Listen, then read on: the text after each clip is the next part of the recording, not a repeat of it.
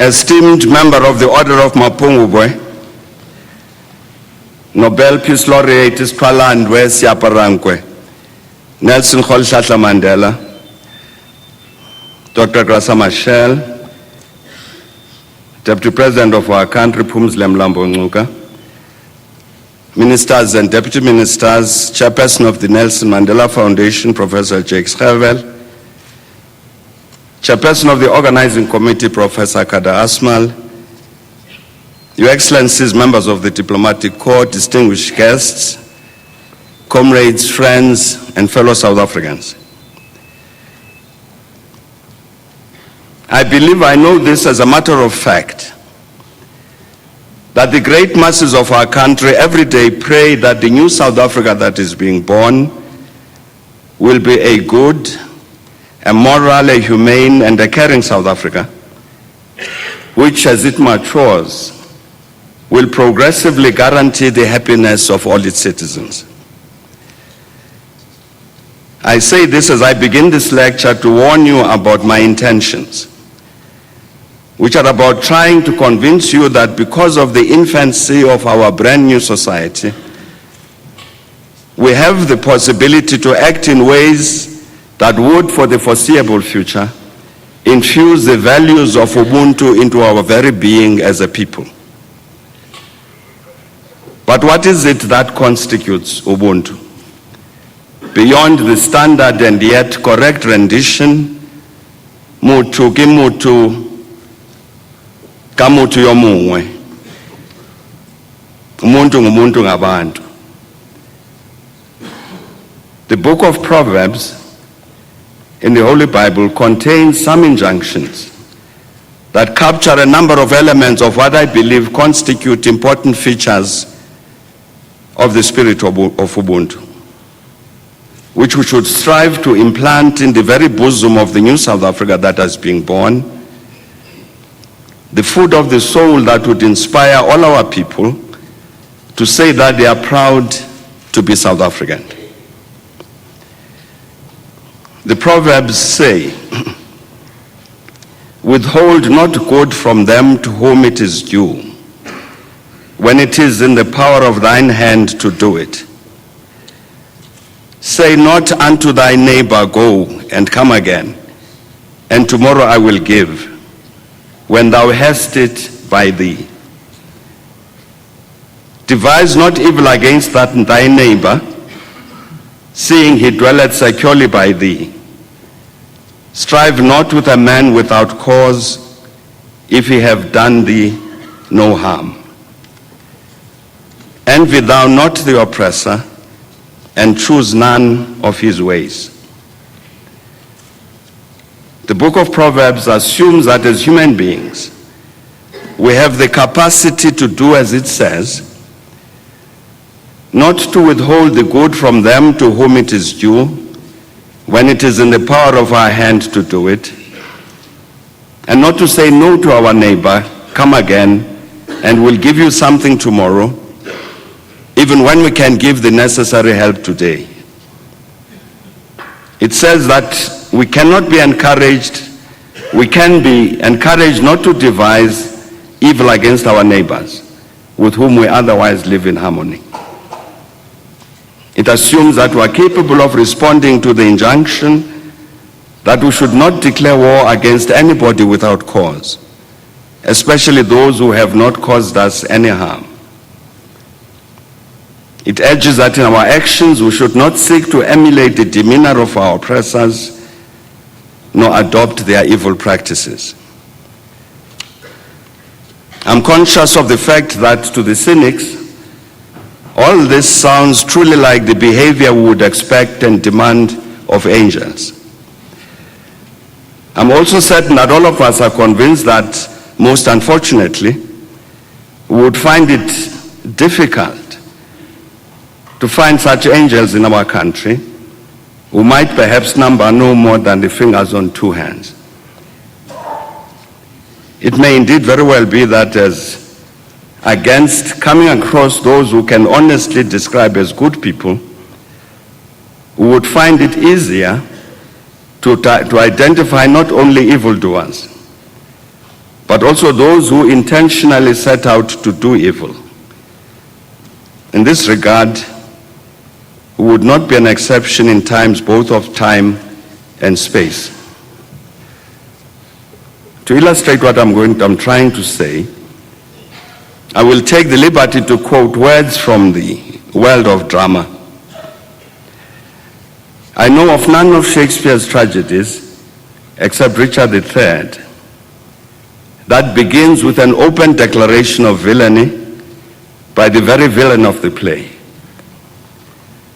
This well-known play begins with an oration by the Duke of Gloucester, who later becomes King Richard III, in which he unashamedly declares his evil intentions in these famous words. Now is the winter of our discontent, made glorious summer by the Son of York, and all the clouds that lord upon our house in the deep bosom of the ocean buried.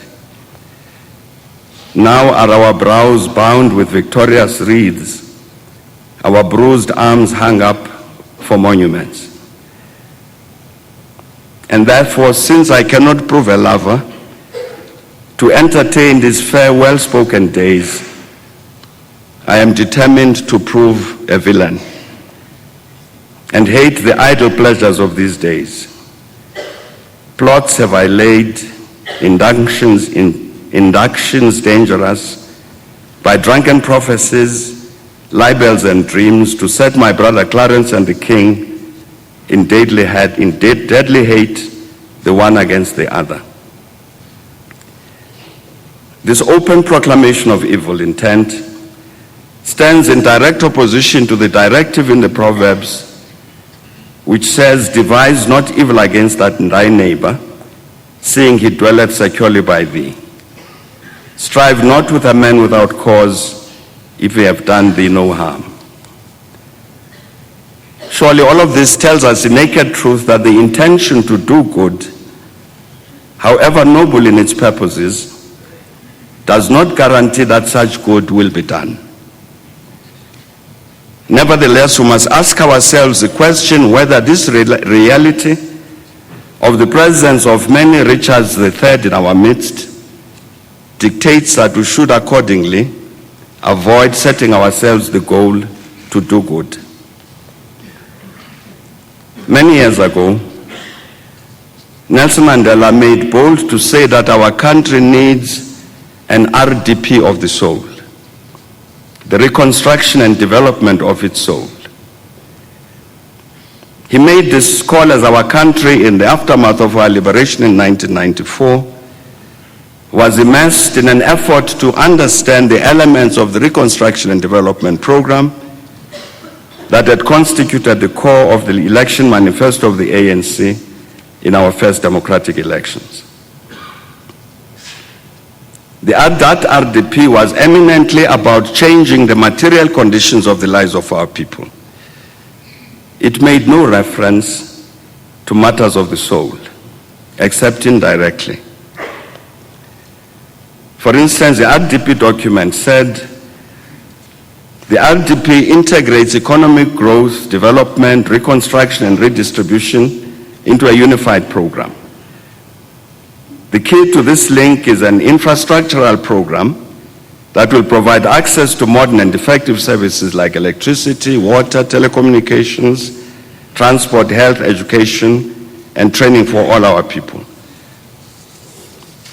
This will lead to an increased output in all sectors of the economy, and by modernizing our infrastructure and human resource development, will also enhance our export capacity.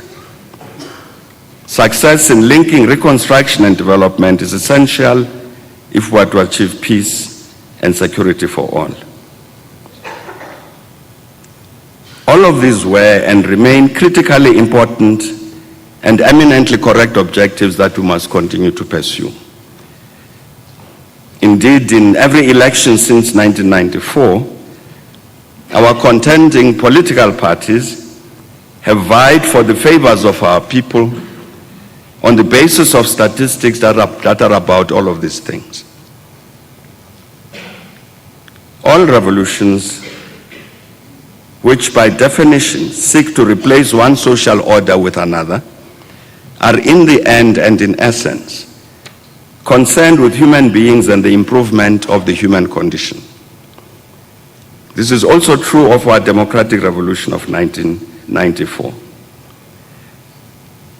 Assuming this assertion to be true, we must also say that human fulfillment consists of more than access to modern and effective services like electricity, water, telecommunications, and so on, to use the words in the RDP document. As distinct from other species of the animal world, human beings also have spiritual needs. It might perhaps be more accurate and less arrogant to say that these needs are more elevated and have a more defining impact on human beings than they do on other citizens of the animal world. Thus, to all of us, and not merely the religious leaders, speak of the intangible element that is immanent in all human beings, the soul. Acceptance of this proposition as a fact must necessarily mean that we have to accept the related assertion that consequently all human societies also have a soul. To deny this would demand that we argue in a convincing manner, and therefore with all due logical coherence, that the fact that individual human beings might have a soul does not necessarily mean that the human societies they combine to constitute will themselves, in consequence, also have a soul. I dare say that this would prove to be an impossible task. Nevertheless, we must accept that, as in the contrast provided by the Proverbs and Richard III, and with regard to the construction of a humane and caring society, we must accept that this entails a struggle, rather than any self-evident and inevitable victory of good over evil. The question must therefore arise, for those among us who believe that we represent the good, what must we do to succeed in our purposes? Since no human action takes place outside of established objective reality, and since we want to achieve our objectives, necessarily we must strive to understand the social conditions that would help to determine whether we succeed or fail. What I've said relates directly to what needed and needs to be done to achieve the objective that Nelson Mandela set the nation to accomplish the RDP of its soul. In this regard, I'll take the liberty to quote what I said in 1978 in a lecture delivered in Canada, reflecting on the formation of South African society, which was later reproduced in ANC journals under the title The Historical Injustice. I said then that the historic compromise of 1910 has therefore this significance, that in granting the vanquished Boer equal political and social status with the British victor, it imposed on both the duty to defend the status quo against especially those whom that status quo defined as the dominated. The capitalist class, to whom everything has a cash value, has never considered moral incentives as very dependable. As part of the arrangement, it therefore decided that material incentives must play a prominent part. It consequently bought out the whole white population. It offered a prize to the white workers and the Afrikaner farmers in exchange for an undertaking that they would shed their blood in defense of capital.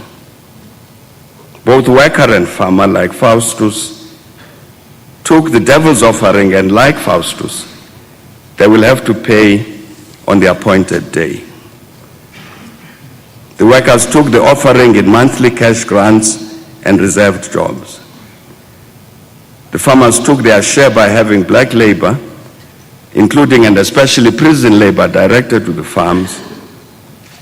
They also took it in the form of huge subsidies and loans to help them maintain a civilized standard of living, unquote. Of relevance to our purposes this evening, the critical point conveyed in these paragraphs is that within the context of the development of capitalism in our country, individual acquisition of material wealth produced through the oppression and exploitation of the black majority became the defining social value in the organization of white society. But because the white minority was the dominant social force in our country, it entrenched in our society as a whole, including among the oppressed, the deep-seated understanding that personal wealth constituted the only true measure of individual and social success. As we achieved our freedom in 1994, this had become the dominant social value affecting the entirety of our population. Inevitably, as an established social norm, this manifested itself even in the democratic state machinery that had seemingly seamlessly replaced the apartheid state machinery. I'm arguing that the new order, born of the victory in 1994, inherited a well-entrenched value system that placed individual acquisition of wealth at the very center of the value system of our society as a whole. In practice, this meant that provided that this did not threaten overt social disorder, society assumed a tolerant or permissive attitude towards such crimes as theft and corruption, especially if these related to public property. The phenomenon we're describing, which we considered as particularly South African, was in fact symptomatic of the capitalist system in all countries. It had been analyzed by all serious commentators on the capitalist political economy, including such early analysts as Adam Smith. Specifically in this regard, we are speaking of the observations made by the political economists that since the onset of capitalism in England, the values of the capitalist market of individual profit maximization had tended to displace the values of human solidarity. In despair at this development, R.H. Tawney wrote in his famous book, Religion and the Rise of Capitalism, quote, to argue in the manner of Machiavelli that there is one rule for business and another for private life is to open the door to an orgy of unscrupulousness before which the mind recoils. Yet, granted that I should love my neighbor as myself, the questions which, under modern conditions of large-scale economic organization, remain for solution are, who precisely is my neighbor? And how exactly am I to make my love for him effective in practice? To these questions, the conventional religious teaching, said Tawney, supplied no answer, for it had not even realized that these questions could be put. Religion had not yet learned to console itself for the practical difficulty of applying its moral principles by clasping the comfortable formula that for the transactions of economic life, no moral principles exist, unquote. In his well-known book, The Great Transformation, in a chapter headed Market and Man, Karl Polanyi went on to say, and I quote, to separate labor from other activities of life and to subject it to the laws of the market was to annihilate all organic forms of existence and to replace them by a different type of organization, an atomistic and individualist one. Such a scheme of destruction was best served by the application of the principle of freedom of contract. In practice, this meant that the non-contractual organizations of kinship, of neighborhood, of profession, and of creed were to be liquidated since they claimed the allegiance of the individual and thus restrained his freedom. To represent this principle as one of non-interference, said Polanyi, as economic liberals were wont to do, was merely the expression of an ingrained prejudice in favor of a definite kind of interference, namely such as would destroy non-contractual relations between individuals and prevent their spontaneous reformation. In a foreword to a recent edition of this book, Joseph Stiglitz says that Polanyi stresses a particular defect in the self-regulating economy that only recently has been brought back into discussion.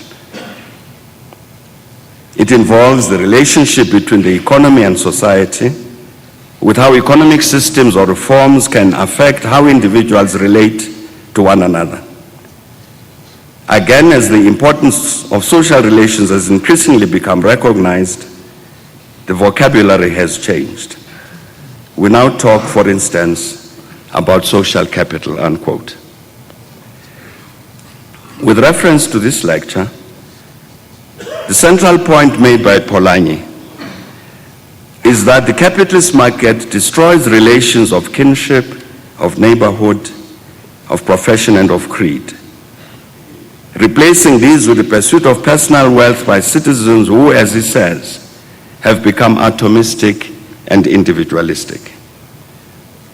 Thus, every day and during every hour of our time beyond sleep, the demons embedded in our society that stalk us at every minute seem always to beckon each one of us towards a realizable dream and nightmare. With every passing second, they advise, with rhythmic and hypnotic regularity, get rich, get rich, get rich.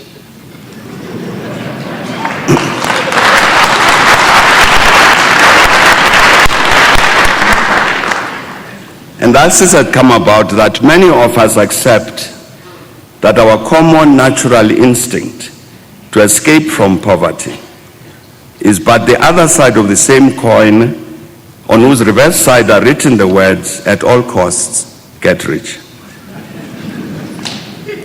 In these circumstances, personal wealth and the public communication of the message that we are people of wealth becomes at the same time the means by which we communicate the message that we are worthy citizens of the community, the very exemplars of what defines the product of a liberated South Africa.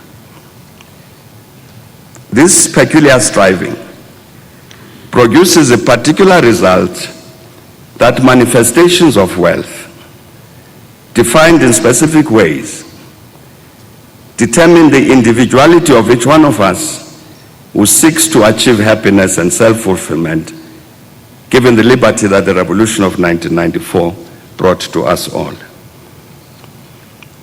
In these circumstances, the meaning of freedom has come to be defined not by the seemingly ethereal and therefore intangible gift of liberty, but by the designer labels on the clothes we wear, the cars we drive, the spaciousness of our houses and our yards, their geographic location, the company we keep, and what we do as part of that company.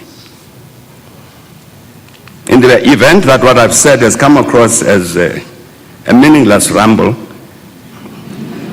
let me state what I've been saying more directly.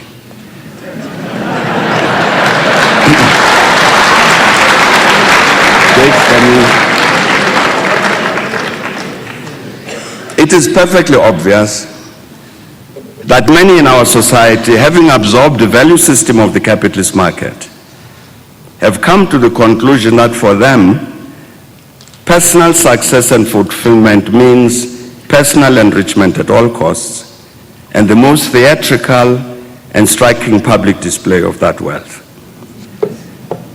What this means is that many in our society have come to accept that what is socially correct is not the proverbial expression, manners maketh the man, but the notion that each one of us is as excellent a human being as our demonstrated wealth suggests.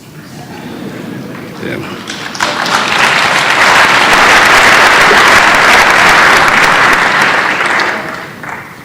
On previous occasions, I've cited statements made by the well-known financier George Soros, which directly confront the crisis to social cohesion and human solidarity caused by what I have sought to address, the elevation of the profit motive and the personal acquisition of wealth as the principal and guiding objectives in the construction of modern societies, including our own. With your permission, and because it is relevant to what I'm trying to communicate, I will take the liberty to quote this paragraph once again, believing that it resonates with a particular sense of honesty, because it emanates from one of the iconic figures of late 20th century capitalism. Among other things, George Soros said that in an earlier epoch, people were guided by a set of moral principles that found expression in behavior outside the scope of the market mechanism. Unsure of what they stand for, people increasingly rely on money as a criterion of value. What is more expensive is considered better. People deserve respect and admiration because they are rich. What used to be a medium of exchange has usurped the place of fundamental values, reversing the relationship postulated by economic theory. What used to be professions have turned into businesses. The cult of success has replaced a belief in principles. Society has lost its anchor. The laissez-faire argument against income redistribution invokes the doctrine of the survival of the fittest.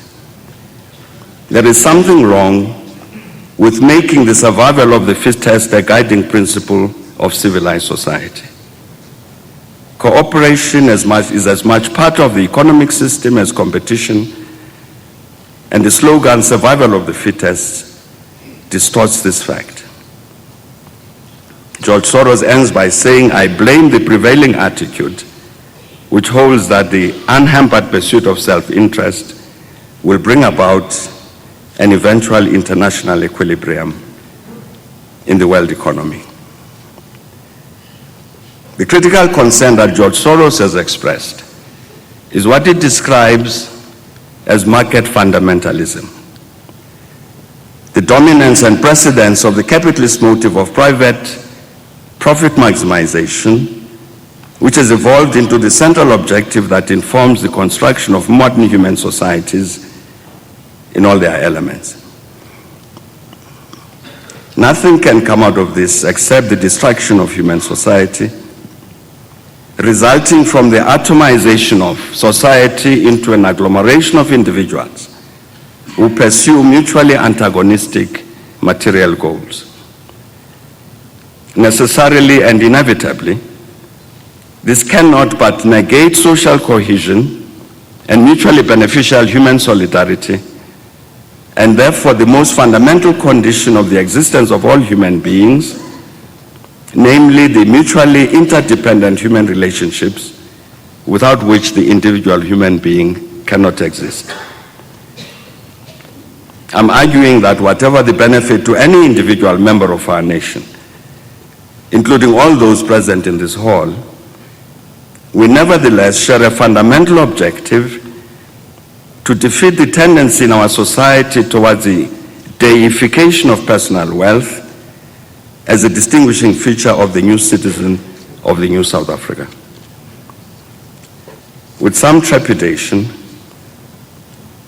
advisedly assuming that there is the allotted proportion of hardened cynics present here this evening, I will nevertheless make bold to quote an ancient text which reads in Old English, "Go to the ant, thou sluggard. Consider her ways and be wise.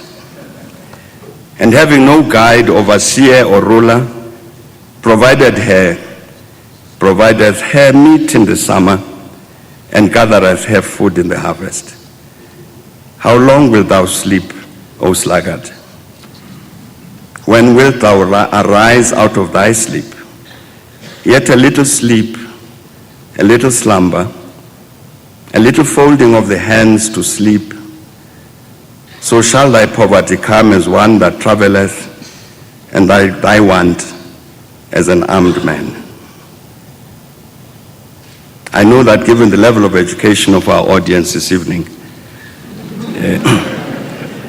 the overwhelming majority among us will know that I've extracted these passages I've just quoted from the book of Proverbs, contained in the St. James edition of the Holy Bible.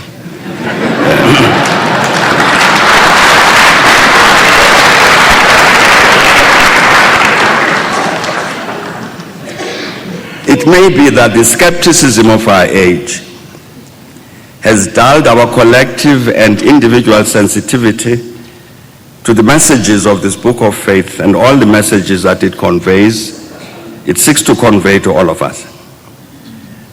In this regard, I know that I have not served the purposes of this book well by exploiting the possibility it provides to say to you and everybody else who might be listening, "Go to the ant, thou sluggard. Consider her ways and be wise." Every day the ant, one of the smallest inhabitants of our common animal world, goes about her ways in search of sustenance, depending on nature's harvest in all seasons, as well as her own little ways to provide her with meat in the hot summer months. To consider her ways means that we too, who unknowingly squash to death the minuscule pygmies of the world, as we tread the common earth as giants of the universe, means that we must develop the wisdom that will ensure the survival and cohesion of human society. It assumes that we have the humility to understand that a little folding of the hands to sleep, travel, and service in the defense of the nation might impoverish us by depriving us of our regular meals, but simultaneously make us happy as the man that finds wisdom and the man that gets understanding. It would be dishonest of me not to assume that what I've cited from the book of Proverbs will at best evoke literary interest and at worst a minor theological controversy.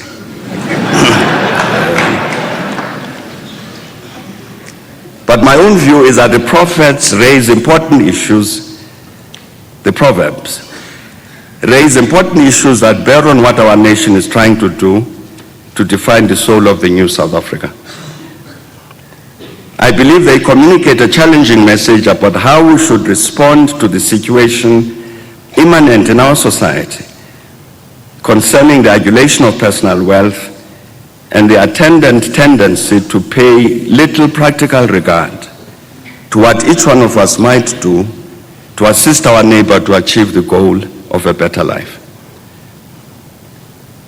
I must accept that many among us might very well think that, like the proverbial King Canute, I'm trying to wish away the waves of self-aggrandizement that might be characteristic of global human society. To return to the Holy Bible, the book of Genesis says, "In the sweat of thy brow shalt thou eat bread, till thou return unto the ground.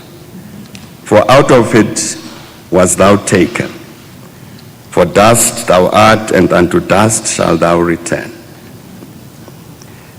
This biblical text suggests that of critical importance to every South African is consideration of the material conditions of life and therefore the attendant pursuit of personal wealth. After all, what interpretation could be attached and should be attached to the statement that in the sweat of thy brow shalt thou eat bread? Perhaps strangely, this could be said to coincide exactly with a fundamental proposition advanced by the founders of Marxism, expressed by Friedrich Engels at the funeral of Karl Marx in the following words, and quote, "Just as Darwin discovered the law of development or organic nature, so Marx discovered the law of development of human history. The simple fact, hitherto concealed by an overgrowth of ideology, that mankind must first of all eat, drink, have shelter and clothing before it can pursue politics, science, art, religion, etc.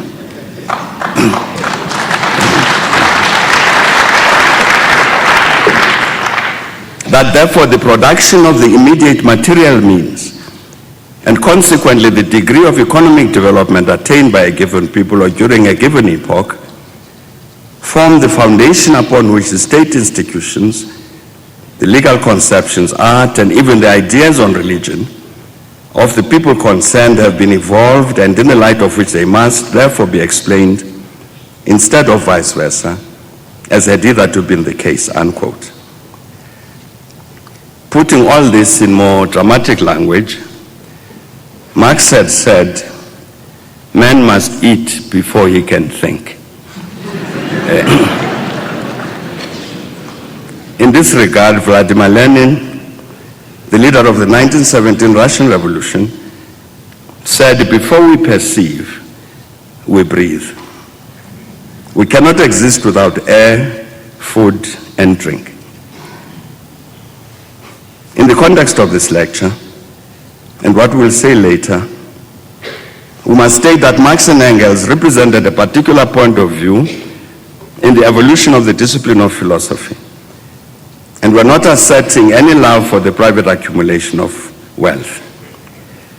They were materialists who were militantly opposed to another philosophical tendency described as idealism. One of the most famous expressions of this idealism was stated by the French scholar and philosopher René Descartes, who wrote in Latin, "Cogito ergo sum," I think, therefore I am. And in the original French rendition, "Je pense, donc je suis."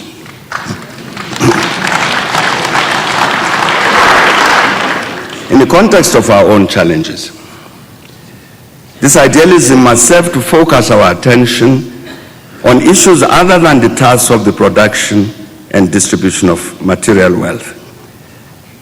The philosophers in our ranks will have to engage the old debate of the relationship between mind and matter, expressed in the statements, "Man must eat before he can think," and "I think, therefore I am." I'm certain that our country's philosopher theologians will continue to be interested in these discussions. After all, some of the earliest expression of idealism as a philosophical expression is also contained in the Holy Bible. In this regard, for instance, St. John's Gospel says, "In the beginning was the Word." I'm certain that many in this auditorium have been asking themselves the question why I have referred so insistently to the Christian Holy Scriptures.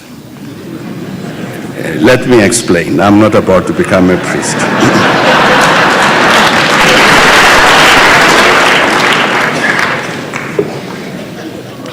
I believe that it is obvious to all of us that economic news and our economic challenges have come to occupy a central element of our daily diet of information.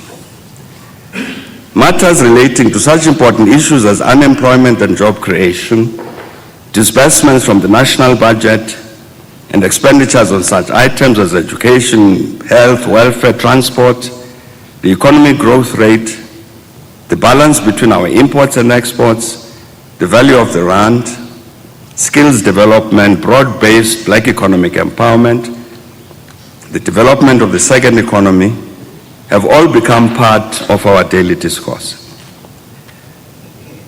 Nevertheless, the old intellectual debate between the materialists and the idealists, whatever side we take in this regard, must tell us that human life is about more than the economy, and therefore material considerations.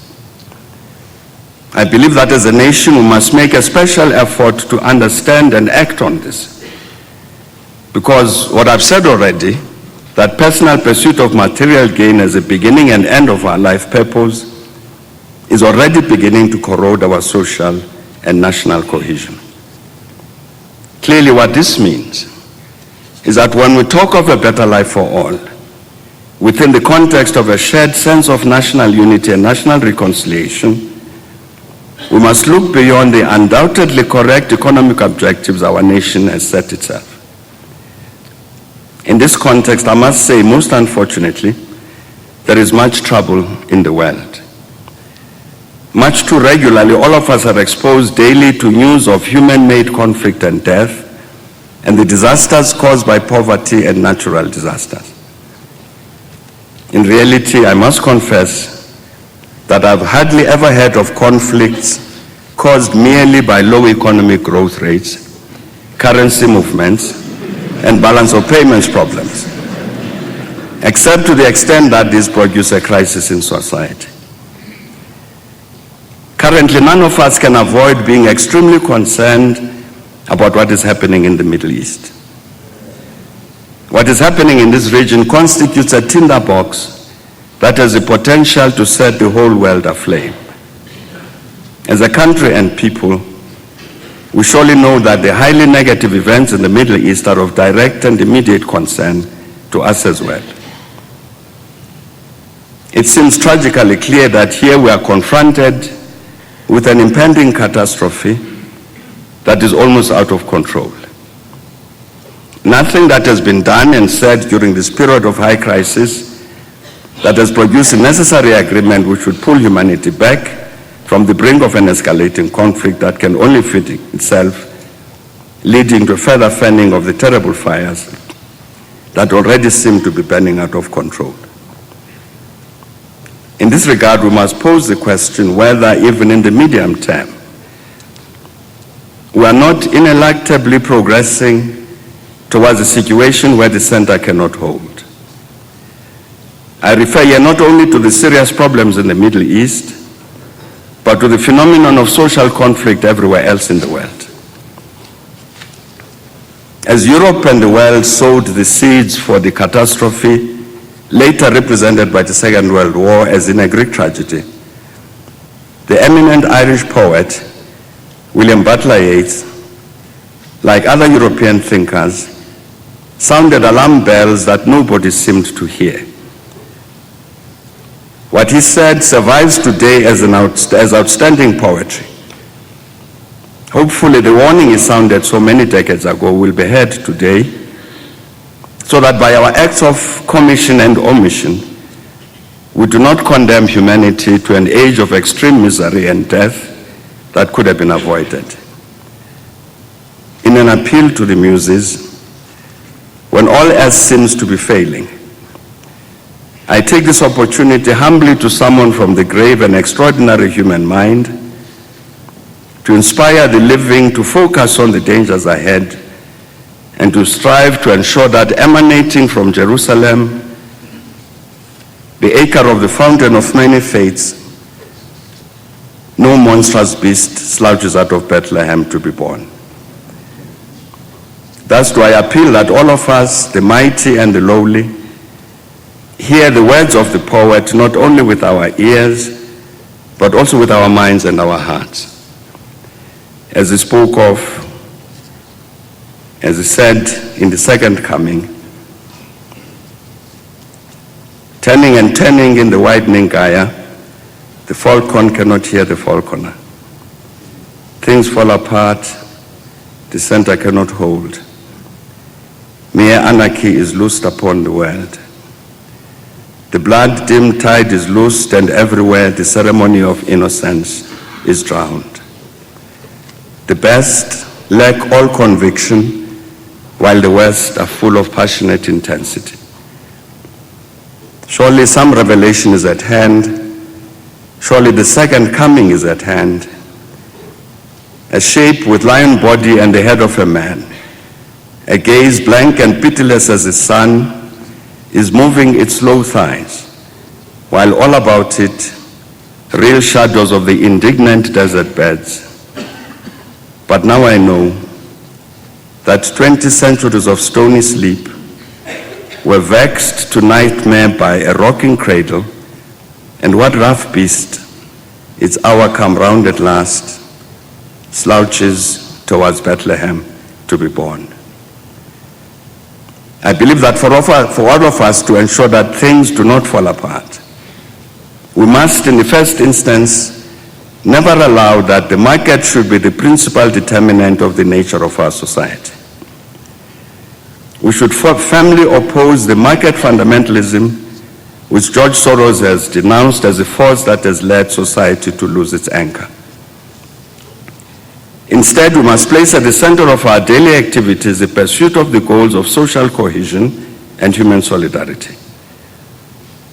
We must therefore strive to integrate into the national consciousness the value system contained in the World Outlook described as Ubuntu. We must therefore constantly ask ourselves the question, what is it in our country that militates against social cohesion and human solidarity? I believe that none of us present here tonight would have any difficulty in answering this question. I'm therefore certain that we would all agree that to achieve the social cohesion and human solidarity we seek, we must vigorously confront the legacy of poverty, of racism and sexism. At the same time, we must persist in our efforts to achieve national reconciliation. Mere reliance on the market would never help us to achieve these outcomes.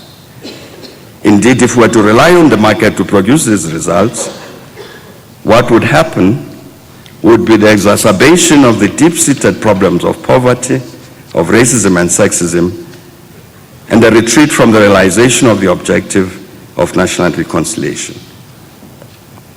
Then indeed would we open the door to the demons that WBH saw slouching towards Bethlehem to be born, emerging from the situation where the center could not hold, in which mere anarchy would be loosed upon the world. We must therefore say that the biblical injunction is surely correct, that men cannot live by bread alone, and therefore that the mere pursuit of individual wealth can never satisfy the need immanent in all human beings to lead lives of happiness. The conflicts we see today and have seen in many parts of the world should themselves communicate the daily message to us that the construction of cohesive human society concerns much more than the attainment of high economic growth rates, important as this objective is. As we agonize over the unnecessary killings of innocent people and the destruction of much-needed infrastructure in Iraq and Palestine, in Lebanon and Israel, we have to ensure that we do not slide into an era when the falcon cannot hear the falconer, when things fall apart and the center cannot hold.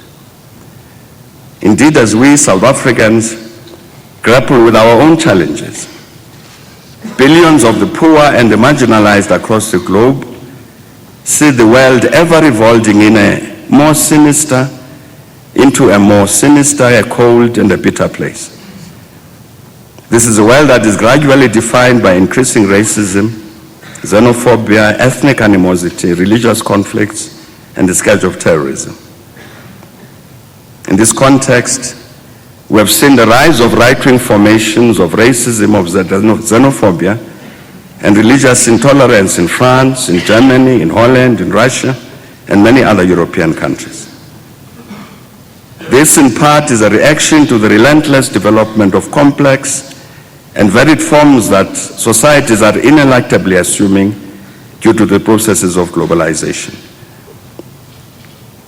It nevertheless also points to the absence of an integrative thrust, some reconciler, the institutionalized processes that would end the sense of alienation and marginalization that leads to social conflict.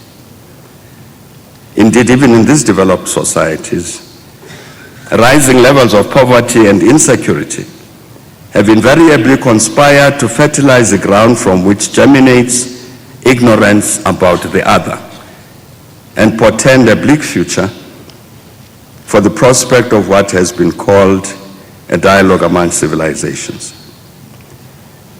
In many European countries, immigration from the South is seen as an intrusive force that is bound to create impurities in local cultures and in many instances put a burden on available resources. In this regard, I'm certain that all of us have been dismayed to see the way in which many in Europe have responded to the African economic migrants who daily risk their lives to escape the grinding poverty in our own African countries. Fortunately, in our case, I would say that our nation has begun to exhibit many critical common features deriving from a unified vision of a society based on non-racialism, on non-sexism, on shared prosperity, and peace and stability. Yet at the same time, we still display strong traits of our divided past, with the debate about our future quite often coalescing along defined racial lines. Despite this, and despite the advances we have made in our 12 years of freedom, we must also recognize the reality that we still have a long way to go before we can say we have eradicated the embedded impulses that militate against social cohesion, against human solidarity, against national reconciliation. We should never allow ourselves the dangerous luxury of complacency, believing that we are immune to the conflicts that we see and have seen in so many parts of the world. At the very same time as a ray of hope shone over our country and continent, with the liberation of our country in 1994, and as Yuma Diba declared to the world that the sun shall never set on so glorious a day, our fellow Africans, the Rwandese people, engulfed in a horrific genocide, lamented in unison that the angels have left us. In a foreword to the book of the same name, the Archbishop Tutu said, "When we come face to face with ghastly atrocities, we're appalled and want to ask, but what happened to these people that they've acted in this manner? What happened to their humanity that they should become inhumane?" Yes, we hang our heads in shame as we witness our extraordinary capacity to be vicious, cruel, and almost devoid of humanness, unquote. The imperative we face is that we should never permit that our country should witness the actions devoid of humanness of which Archbishop Tutu spoke, some of which were a feature of our long years of colonialism and apartheid. Indeed, in a world that still suffers from the blight of intolerance, of wars, of antagonistic conflicts, of racism, of tribalism and marginalization, national reconciliation and reconciliation among the nations will remain a challenge that must occupy the entire human race continuously. In our case, we should say that we are fortunate that we had a Nelson Mandela who made bold to give us a task to attend to the RDP of the soul and lent his considerable weight to the achievement of the goal of national reconciliation and the achievement of the goal of a better life for all our people.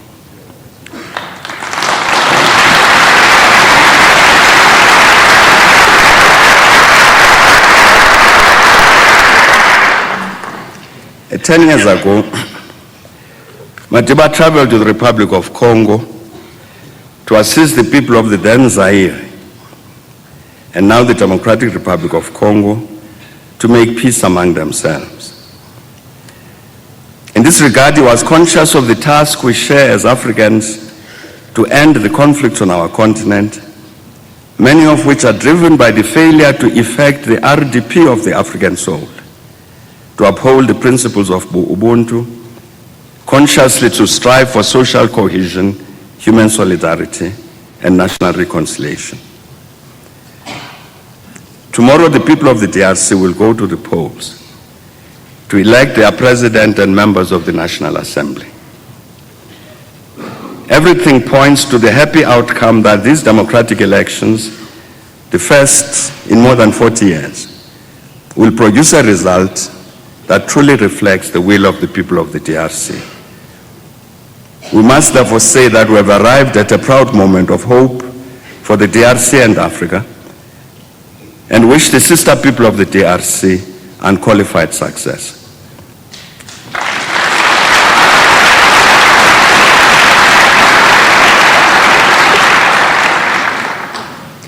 Yes, the Middle East is engulfed in flames that are devouring many people in this region and cause enormous pain to ourselves as well.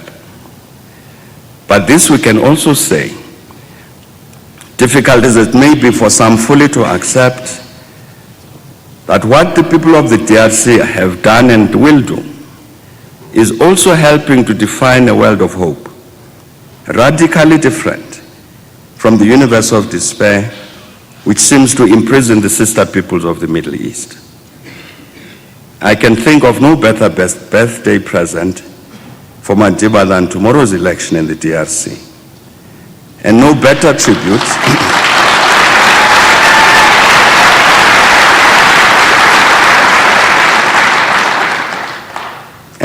tribute to the initiative we took 10 years ago to plead with the leaders of the Congolese people that together, as Africans, we must build a society based on the noble precept that mutu ke mutu ka mutu yo mungwe.